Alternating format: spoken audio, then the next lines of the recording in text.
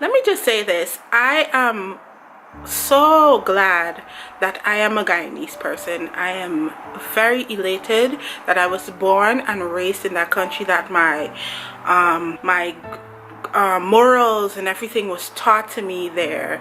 And irrespective of what or how the country is, I'm very happy that I am a Guyanese, and I would let anyone know that.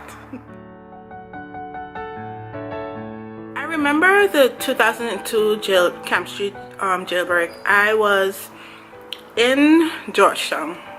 My mom had took me to spend some time with my godmother, and my godmother was gonna take myself and some other kids to go see the parade. Actually, she did take us, and we were already back home when we heard about this jailbreak, and they had implemented a curfew. No one could have been on the road in any part in where I was from, Linden and Georgetown. They couldn't be on the road past 9 o'clock because 5 of the most notorious criminals had just broke out of jail, and people were fearful because at the time they had, you know, if I don't know if you're watching this video and you were in Guyana at the time, remember they had the Phantom Squad, and these were vicious men. Like they used to just kill off people, boy. And I remember I was so scared, and there were so many stories about this particular jailbreak and these men, and how they were in cahoots with members of the government. At the time it was the PPP who was in, and so on and so forth. Like there were tons and tons and tons of stories, and at the time they had killed one of the guys, and I think it was Lyndon London, I think Blackie. They had killed him, and oh my gosh, Lyndon London was a man. He was a former military man. They say he was sent to England. They sent him to England to train. So he was oh my gosh, it took them a very long time to catch him, and they ended up killing him. But people are saying that he's still alive, how he ended up going to his own funeral dressed as a woman. You know, Guyanese and their stories, right? So fast forward to the recent jailbreak that they had on Sunday, which if you look at the previous video that I uploaded, it was a live video with what happened. The jail has completely burnt down. That could have been prevented. First of all, I never understood why they would have a jail in the middle of where people live, where people pass, where they have businesses, where they have residents and children and all these things. Like I never understood why they would put a jail there. All the years that you had the PNC in office, and you had the PPP in office, and now you have this new coalition government in office. No one ever thought that maybe we should move this prison and put it somewhere else, put it in a more remote area, because it made sense. The prisoners last year did the same thing. They created a ruckus, and then they started a fire, and it cost 16 prisoners to perish in that fire. That building was an old building. Given the experience that you had last year, I don't know why it wasn't a priority to start fixing that jail. I don't understand why they didn't say, okay, let us move these guys to a different prison for the time being, while if they're going to keep Camp Street jail where it is in Camp Street, let us, instead of this being a wooden building, let us make this into a concrete building.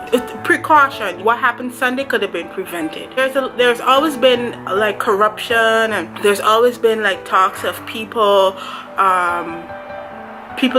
in the jail having cell phones and getting drugs and all these things, and I don't know, read various articles about this current story, and now they're reporting that it's 8 prisoners who escaped from jail, but they're only focused on the 5. It's 5 of them, either 4 or 5 of them. They have 4 names, and four guys were named, and then there's another Amerindian guy that is unidentified. I read that the mastermind behind the jailbreak, he was convicted and sentenced to 2 death sentence, right? Why was he in Camp Street jail? I don't understand that. Why wasn't he moved to the big jail? You know, because from what I read, they said that he was planning his jailbreak since February. He should not have been in that jail, because the warden that died is a former friend of mine. I knew him really well. We knew each other when we were teenagers, and he was a wonderful person, really nice guy, easy to talk to, very friendly, jovial, you know.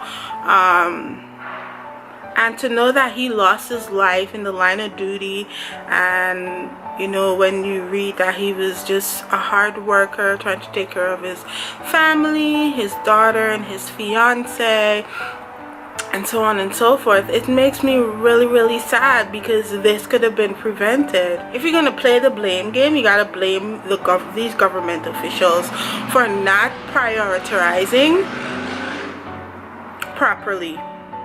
You know, that is why in one of my videos where they talked about increasing the VAT on light and water, I was so mad about that, because you guys are focusing on the wrong things.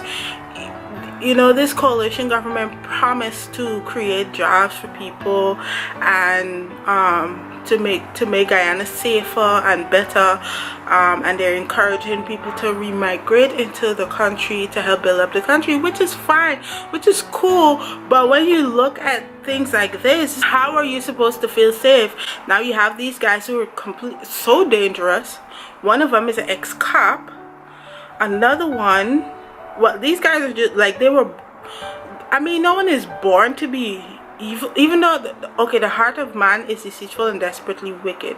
Who could know the heart, right? The Bible says that. But these guys are demons walking on this earth, because the mastermind, he was sentenced to death for the Bartica massacre. Just went and killed up a whole bunch of people, and oh my gosh, that's really, really sad. I also read how what's his name, Ramjatan, he's the Minister of Security, I want to believe. He said that the jail was overcrowded back when and that has always been an issue, because I remember a couple years ago I picked up a paper when I used to live in New York City. I had picked up one of those, a local Guyanese paper in one of the stores, and it had Guyana jail overpacked, and at the time Jack Deere was president, and I'm like, aren't we learning from our mistakes? Aren't we learning from where, you know, where we may slack in this department, something might happen? Okay, you tighten this side here, so you tighten this department, you tighten that just yesterday. Yesterday was Tuesday, July 11th. This bus driver trying to hustle, cut things hard in Guyana. You know, I be talking to people every day, and they be saying, you know, things get real tough. And the people that are feeling the squeeze the most are the lower income people. You know, not the middle class people. They're making it. They're little okay, but the lower class and the poorer folks, they are the ones who are feeling the squeeze the most. You know, the big buys and them, they are right. So yesterday now I read how, and it's so sad, this man, he's a bus driver, and you know, he went over West Coast, picked up his passengers, excuse me, and he, you know, some guy told him when he came over the river and he was on the east bank, he stopped at Magdoum. Some guy told him to stop at Magdoum. Magdoum is a place on the east bank, and my mom used to live there. It's in Agricola. Yeah, and he told the guy to stop, and then two of his friends came and pulled out a gun and robbing these people 11:30 in the morning. 11:30. And the bus driver now decided he tried to like pull off to save his customers, and they shot the man in the head and killed the man.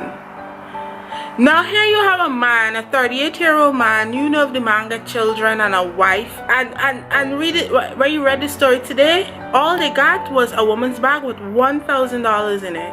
So they killed someone for 1,000 Guyana dollars.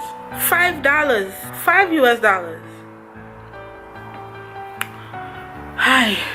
But I read that they caught one of the guys, and the guy that they caught was actually out on bail for robbing somebody and attempting to kill someone else.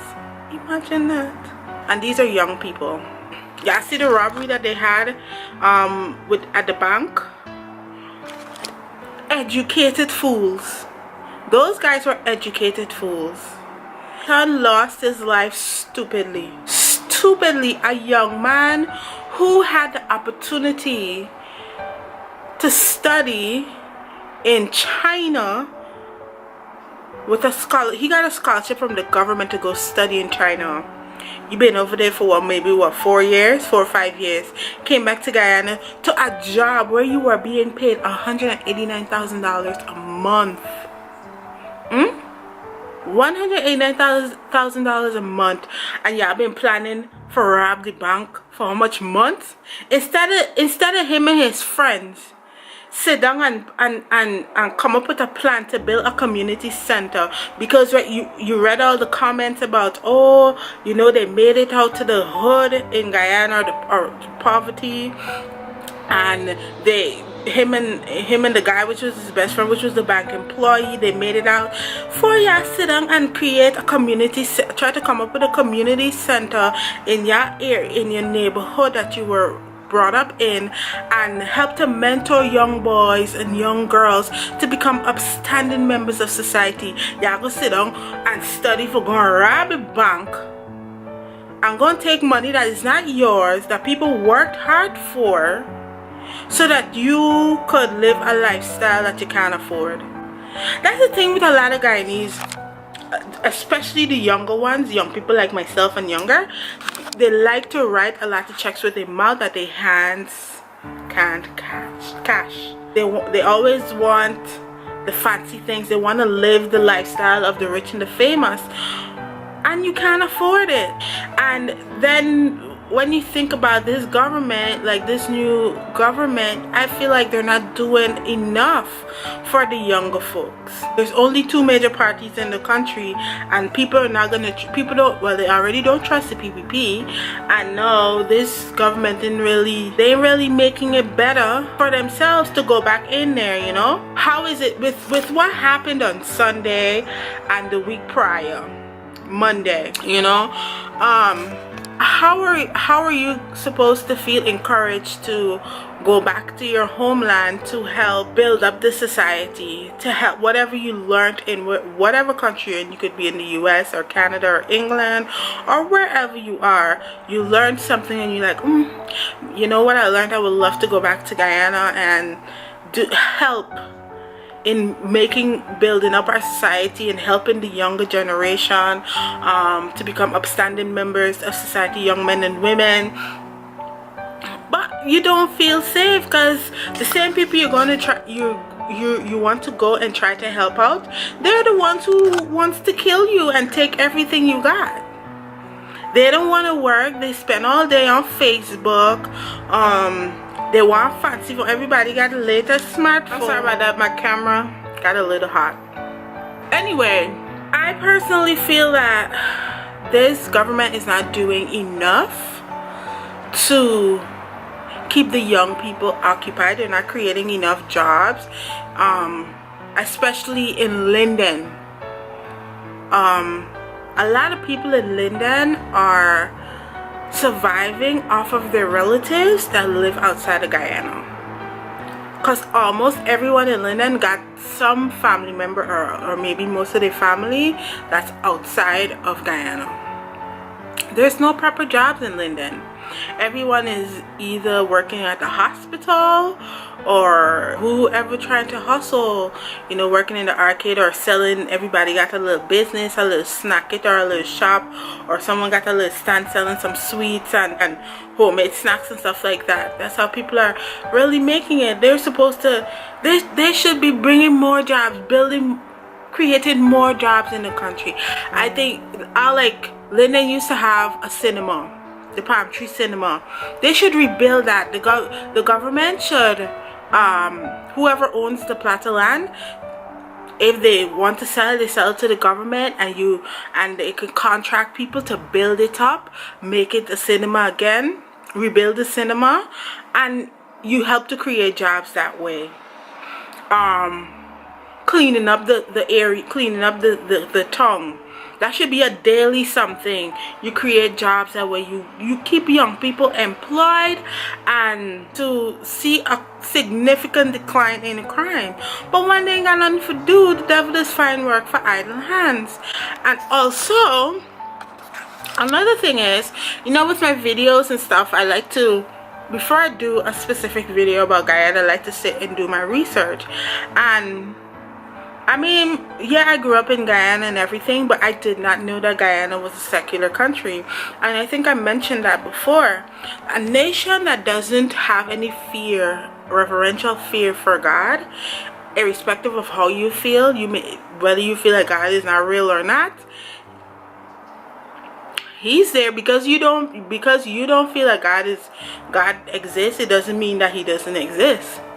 You understand? So when a nation doesn't have a reverential fear and admonition for God, for Yahweh, for Jehovah Jireh, that's what you get. You understand? The Bible said, if my people who are called by my name will humble themselves and pray and seek my face and turn from their wicked ways. That's the key word. It's not only seeking His face, it's turning from your wicked ways. Then He will hear from heaven, He will forgive your sins, and He will heal their land. And that is what our nation, that is what Guyana needs, that is what America needs, that is what Canada needs, that is what every nation in the world, that is what they need.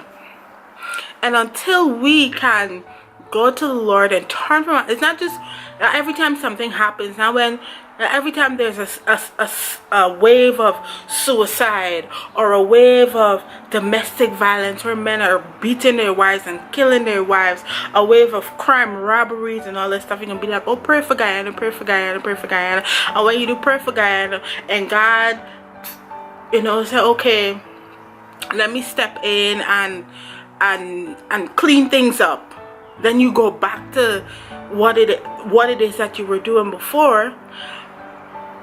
Every time something bad happens, you're gonna be like, oh, pray for Guyana, and that's it. And you won't change. We gotta change as a nation.